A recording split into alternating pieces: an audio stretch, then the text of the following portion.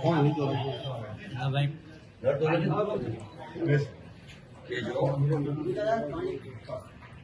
યાદ હશે કે ભાવનગર ડિસ્ટ્રિક્ટ કોઓપરેટિવ બેંકમાં અમારે થોડા સમય પહેલા ભરતી કરવામાં આવી છે, ખ્યાલમાં ખરી?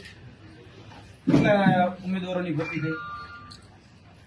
80 ઉમેદવારો. મારે 80 ઉમેદવારોનું લિસ્ટ જોઈએ છે. પેલા કયા 80 ઉમેદવારને લેવામાં આવ્યા. બીજું કે ભરતી પ્રક્રિયા જો કરવામાં આવી કોમ્પિટિટિવ એક્ઝામના માધ્યમથી, તો તમે એમાં રિક્રુટમેન્ટ રૂલ બહાર પાડ્યા છે, તમે સિલેબસ બહાર પાડ્યો છે, તમે નોટિફિકેશન બહાર પાડી છે. આ બધી જ જે પ્રક્રિયા થઈ એની ઓરિજિનલ કોપી મારે જોઈએ છે. તમે જે તે એજન્સીને કામ સોંપ્યું, એ એજન્સી કોમ એન્ટરપ્રાઇઝ કરીને જે કહી શકાય જે સંસ્થા હતી અમદાવાદ ખાતે, તો તેમાં કઈ ઓળખાણ શા માટે ભાઈ ખાનગી એજન્સીને કોન્ટ્રાક્ટ આપવામાં આવ્યો એનો મારે પુરાવો જોઈએ છે. કારણ કે કોઈ પણ કોમ્પિટિટિવ એક્ઝામ લેવાય તો અમે એવું ઈચ્છીએ છીએ કે સહકારી ક્ષેત્રમાં પણ IBPS જેવી સંસ્થા હોય, નાબાર્ડ જેવી સંસ્થા હોય કે GPSC જેવી સંસ્થા હોય, એને તમે પસંદ ન કરી અને ખાનગી એજન્સીને શા માટે પસંદ કરી એનો ખુલાસો જોઈએ તમારે. એટલે આ બધી વાત અમારે આજે ખુલાસામાં જોઈએ છે. તમે 80 જણા લીધા તો 80 ને કઈ રીતે પસંદગી કરવામાં એના પ્રિલિમમાં માર્ક કેટલા હતા, ઇન્ટરવ્યુમાં માર્ક કેટલા હતા, પ્રિલિમ જે લેવામાં આવી એમાં બધાનું મેરિટ યાદી જે હતી એ કેમ જાહેર કરવામાં આવી એ જોઈએ છે.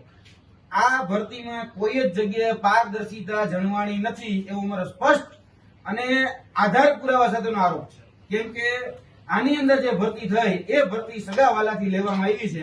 આ વાસ્તવિક અને કડી હકીકત છે. કારણ કે આ ભરતીની અંદર જે લોકોના નામ અત્યારે અમે બ્રાન્ચમાંથી કઢાવ્યા, આ એ બધાના નામ છે અને બધા જે ડાયરેક્ટરનો દીકરા છે, ડાયરેક્ટરના ભત્રીજા છે, ડાયરેક્ટરના હગાવાલા છે, આ એ બધાના નામ છે. હવે તમે લિસ્ટ આપો, જો હું ખોટો હોય તો આ લિસ્ટમાં એક નામ એવું કહી ગયો કે યુવરાજભાઈ આ લિસ્ટમાં નામ નથી. એમાં એવું છે કે BDC બેંક છે ને પોતે સ્વાયત્ત સંસ્થા છે. સ્વાયત્ત સંસ્થા છે. એની રીતે પોતાની રીતે તે ડિરેક્ટરોએ અને જે સાધના સભામાં જે ઠરાવ છે એ કરીને પોતાની રીતે એજન્સી નક્કી કરી છે અને એની પાસે સત્તા છે. પોતાની રીતે સત્તા ખરી સગા લોકોને લેવાની, સત્તા ખરી કે પોતાના દીકરાને લેવાની, સત્તા ખરી કે પોતાના ભત્રીજાને લેવાની, સત્તા ખરી કે પોતાના ભાણિયાને લેવાની. આવી સત્તા છે? આવી એક પણ ભરતી બોર્ડમાં સત્તા ન હોય. અને સ્વાયત્ત સંસ્થા તો સ્વાયત્ત સંસ્થાના નિયમ અમે પણ જાણીએ છીએ. અમે પણ વર્ષોથી આ બધી જ પરીક્ષાઓ સાથે સંકળાયેલા છીએ. સ્વાયત્ત સંસ્થામાં એવું ક્યાંય નથી લખેલું કે તમે પોતાના હગાવાલાને લઈ લો. તો આ બીજા બધા જે આ સહકારી ક્ષેત્ર સાથે જોડાયેલા, તો આ સરકાર સહકારી ક્ષેત્રની ઘોર ખોદાઈ રહી છે. ડાયરેક્ટરના દીકરાને લેવાના હોય કે ડાયરેક્ટરના ભત્રીજાને કે ભાણિયાને લેવાના હોય તો ભરતી હું કેમ કરો? ડાયરેક્ટ લઈ લો ને.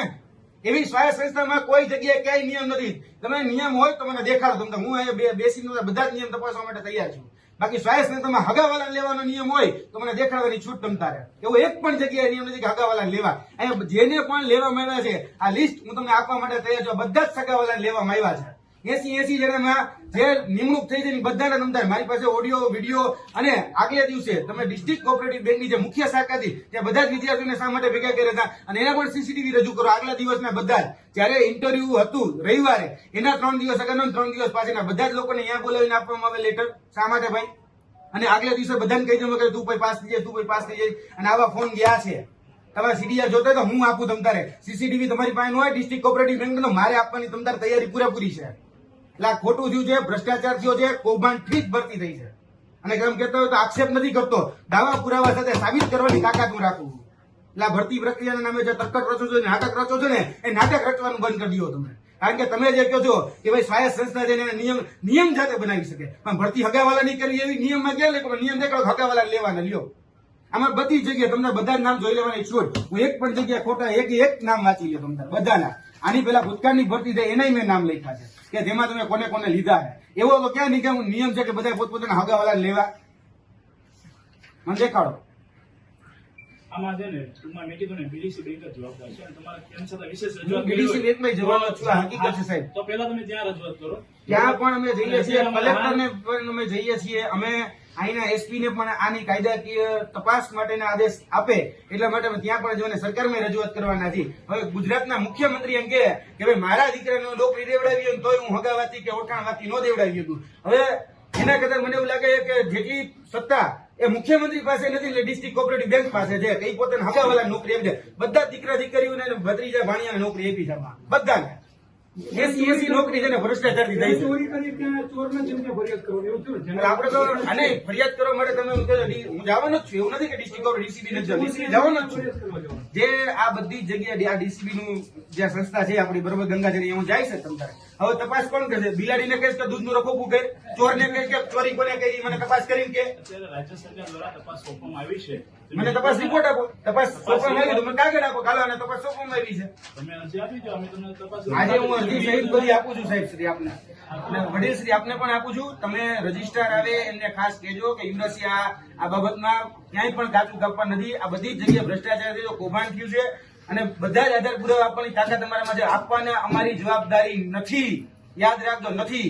કારણ કે સામાન્ય નાગરિક છે, અમે કહી શકીએ કે આ ખોટું છે. તપાસ કરવાની જવાબદારી તમારા બધાની છે, કારણ કે તમારા અંતર્ગત આવતી આ સંસ્થાઓ છે. કારણ કે સહકારી ક્ષેત્રના તમે વડા છો, જિલ્લાના વડા, તો સહકારી ક્ષેત્રના વડાના તરીકે તમારે ધ્યાન રાખવાનું છે. કારણ તો પોતાના હગાવાલાને સેટ કરવામાં આવે છે. અહીંથી કેટલા લોકોને સેટ કરવામાં નામ જોતા ને મને કહેજો, હું નામ જોઈ તો આપીશ કે આ સંસ્થામાંથી કેટલા 5 જણાને લેવામાં આવી. 5 નામ મારી પાસે છે. હજી વેબસાઇટ ઉપર લિસ્ટ મૂકવામાં નથી આવ્યું, કોને લેવાના કોને નથી લેવાના. પરિણામ મૂકવામાં નથી આવ્યું, મેરિટ યાદી મૂકવામાં નથી આવી. સિલેબસ આ પરીક્ષા આ તમે આપ્યું કે આ રીતે અમે ભરતી કરીશું, આ ડિસ્ટ્રિક્ટ કોઓપરેટિવ બેંકમાં આ લાયકાતના આધારે ભરતી કરીશું, તો સિલેબસ ક્યાં છે? આરઆર એટલે કે રિક્રુટમેન્ટ રૂલ્સ ક્યાં છે? રૂલ્સ એન્ડ રેગ્યુલેશન ક્યાં છે? એક કઈ જગ્યાએ આખી વેબસાઇટ છે ફિલ્મમાં, બધી જ જગ્યાએ મેં જોઈ લીધું, કોઈ જગ્યાએ આરઆર નથી, કોઈ જગ્યાએ સિલેબસ નથી. અને તમે તો ચોરી કઈ રીતે કરો? OMR પાછી લઈ લીધી, કોલ લેટર પાછા લઈ લીધા, પ્રશ્નપત્ર સીલ પેક વગરના હતા, એ પાછા લઈ લીધા. હવે વિદ્યાર્થીઓ છે, માંદા અરજી કરવી તો કરવી કે મને સમજાવો. માંદા અરજી મારે કોઈ પ્રશ્નમાં ભૂલ છે, મારે અહીંયા કઈ મને વિસંગતતા લાગી, અસમંજસતા લાગી, તો મારે અહીંયા દેવું છે કે ભાઈ ભૂલ છે આ પ્રશ્નમાં, મારો પ્રશ્ન સુધરે એમ છે, તો ક્યાં દેવાનું મારે? કારણ કે આની અંદર તો કે લખ્યું નથી સિલેબસ ક્યાં છે. 50 પ્રશ્નનું અંગ્રેજી પૂછો, 50 પ્રશ્નનું ગુજરાતી પૂછો. આવો સિલેબસ મેં નથી લખ્યું તમે કે આમાં અમે આ ભરતી પ્રક્રિયા આ પ્રકારે લેશું. સ્વાયત્ત સંસ્થા અને બધા જ આધાર પુરાવા આપવાની તાકાત અમારામાં છે. આપવાના અમારી જવાબદારી નથી, યાદ રાખજો, નથી. કારણ કે સામાન્ય નાગરિક છે, અમે કહી શકીએ કે આ ખોટું છે. તપાસ કરવાની જવાબદારી તમારા બધાની છે, કારણ કે તમારા અંતર્ગત આવતી આ સંસ્થાઓ છે. કારણ કે સહકારી ક્ષેત્રના તમે વડા છો, જિલ્લાના વડા, તો સહકારી ક્ષેત્રના વડાના તરીકે તમારે ધ્યાન રાખવાનું છે. અહીંયા તો પોતાના હગાવાલાને સેટ કરવામાં આવે છે. અહીંથી કેટલા લોકોને સેટ કરવામાં નામ જોતા ને મને કહેજો, હું નામ જોઈ તો આપીશ કે આ સંસ્થામાંથી કેટલા 5 જણાને લેવામાં આવી. 5 નામ મારી પાસે છે. હજી વેબસાઇટ ઉપર લિસ્ટ મૂકવામાં નથી આવ્યું, કોને લેવાના કોને નથી લેવાના. પરિણામ મૂકવામાં નથી આવ્યું, મેરિટ યાદી મૂકવામાં નથી આવી. સિલેબસ આ પરીક્ષા આ તમે આપ્યું કે આ રીતે અમે ભરતી કરીશું, આ ડિસ્ટ્રિક્ટ કોઓપરેટિવ બેંકમાં આ લાયકાતના આધારે ભરતી કરીશું, તો સિલેબસ ક્યાં છે? આરઆર એટલે કે રિક્રુટમેન્ટ રૂલ્સ ક્યાં છે? રૂલ્સ એન્ડ રેગ્યુલેશન ક્યાં છે? એક કઈ જગ્યાએ આખી વેબસાઇટ છે ફિલ્મમાં, બધી જ જગ્યાએ મેં જોઈ લીધું, કોઈ જગ્યાએ આરઆર નથી, કોઈ જગ્યાએ સિલેબસ નથી. અને તમે તો ચોરી કઈ રીતે કરો? OMR પાછી લઈ લીધી, કોલ લેટર પાછા લઈ લીધા, પ્રશ્નપત્ર સીલ પેક વગરના હતા, એ પાછા લઈ લીધા. હવે વિદ્યાર્થીઓ છે, માંદા અરજી કરવી તો કરવી કે મને સમજાવો. માંદા અરજી મારે કોઈ પ્રશ્નમાં ભૂલ છે, મારે અહીંયા કઈ મને વિસંગતતા લાગી, અસમંજસતા લાગી, તો મારે અહીંયા દેવું છે કે ભાઈ ભૂલ છે આ પ્રશ્નમાં, મારો પ્રશ્ન સુધરે એમ છે, તો ક્યાં દેવાનું મારે? કારણ કે આની અંદર તો કે લખ્યું નથી સિલેબસ ક્યાં છે. 50 પ્રશ્નનું અંગ્રેજી પૂછો, 50 પ્રશ્નનું ગુજરાતી પૂછો. આવો સિલેબસ મેં નથી લખ્યું તમે કે આમાં અમે આ ભરતી પ્રક્રિયા આ પ્રકારે લેશું. સ્વાયત્ત સંસ્થા છો ને, હું નાનક પડતું કે સ્વાયત્ત સંસ્થા, તો સ્વાયત્ત સંસ્થા તો સ્વાયત્ત સંસ્થા નિયમો તો જાહેર કરે. આ ભરતી પ્રક્રિયા સદંતર રીતે તમામ નીતિ નિયમોથી વિરુદ્ધમાં છે. કારણ કે તમે ભરતી પ્રક્રિયાની જો વાત કરતા તો ભરતી પ્રક્રિયા નિયમો બધા જ જાણું છું. તમામ પ્રકારના જીપીએસસી, યુપીએસસી, પીયુન, આ ગુજરાતમાં જેટલી એક્ઝામ લેવાય ને એ બધાના રિક્રુટમેન્ટ રૂલ્સ મોઢે છે. પણ આ રીતે તો કોઈ એક જગ્યાએ ભરતી લેવા નથી આવતી. પછી શા માટે ચોરી નથી કરી? તો શું કામ પેપર લઈ લ્યો? શું કામ ભાઈ તમે OMR વિદ્યાર્થી પાછી લઈ લ્યો? શા માટે તમે એના કોલ લેટર પાછા લઈ લીધા?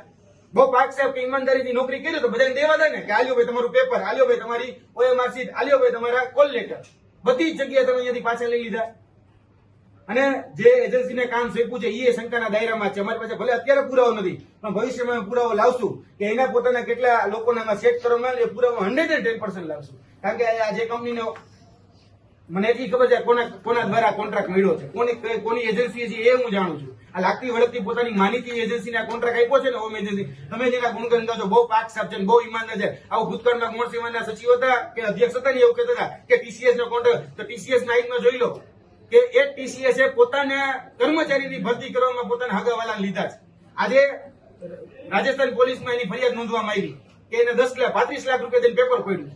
એટલે બહુ વખાણ જેના ગુણગાન ગાવશો ને એ ગુણગાન ગાવા યોગ્ય હતી જ નહીં. અને આ હોમ એજન્સી જરા પણ યોગ્ય નથી. અમે એના વિરુદ્ધ પણ ફરિયાદ, અમે ક્રાઇમ બ્રાન્ચ જે છે અમદાવાદ ખાતે સીપી ઓફિસ ત્યાં એમ આપવાના છે કે આને ભવિષ્યના બાળકો જે છે અને બાળકોના ભવિષ્ય સાથે ચેડા કર્યા છે. આ હકીકત છે. અને હું મહેરબાની કરીને કહું છું કે આની અંદર ટોટલી સગાવાદ, ઓળખાણવાદ અને પરિવારવાદ સિવાય ક્યાંય પણ જગ્યાએ નોકરી આપવામાં આવી નથી.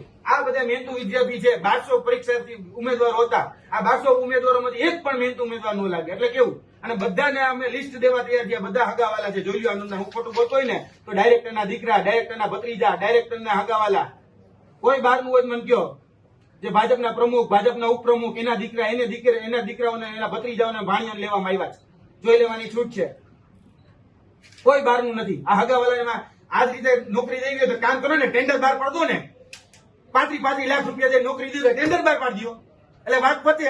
અમુક સહકારી મંડળીઓ સતર્ક થાય કે 35 લાખ રૂપિયા સહકારી મંડળીમાં તો હવે આ રીતે આ જે મહેનતુ વિદ્યાર્થીઓ છે એ તો કઈ આ પરીક્ષાની તૈયારી કરતા તો મૂકે કે ભાઈ હા ભાઈ આમાં મહેનત નહીં લાગે. જેને 35 લાખ દેવાની તૈયારી હોય તો લાગે, એક વખત તો 1-2 વીઘા વેચીને લાગે. આ રીતે ભરતી કરવા મતલબ બિચારા રાત દિવસ મહેનત કરી તૂટી જાય છે. તો ગરીબને, કોઈ મધ્યમ વર્ગના દીકરાને જઈને પૂછો. અને અમને ખબર રજીસ્ટર શા માટે જતા રહે. રજીસ્ટરને ખબર હતી કે ભાઈ અહીંયા આવશું એટલે અમારે સાંભળવાનું થાય.